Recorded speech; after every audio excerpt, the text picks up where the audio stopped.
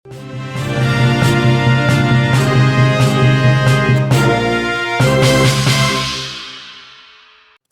Anderini tiba-tiba jadi perhatian. Gara-gara Anderini ditahan KPK kasus korupsi. Nilai korupsinya tidak main-main, mencapai miliaran rupiah. Ia bahkan langsung ditahan untuk keperluan penyidikan lebih lanjut. Kenapa bisa Anderini yang berprofesi psikolog ini disangkakan mencuri uang negara oleh KPK? Komisi Pemberantasan Korupsi (KPK) menahan seorang psikolog bernama Anderini Yaktiningsasi terkait dugaan korupsi pengadaan pekerjaan jasa konsultasi di Perum Jasa Tirta II tahun 2017 pada Jumat, tanggal 3 September tahun 2021.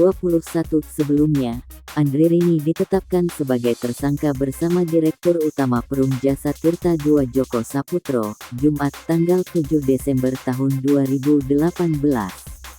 Untuk kepentingan proses penyidikan, tim penyidik melakukan upaya paksa penahanan tersangka Anderini Yaktiningsasi selama 20 hari pertama terhitung mulai tanggal 3 September tahun 2021 sampai dengan tanggal 22 September tahun 2021 di Rutan KPK pada Gedung Merah Putih, ujar Deputi Penindakan dan Eksekusi KPK, Karyoto dalam konferensi pers, Jumat.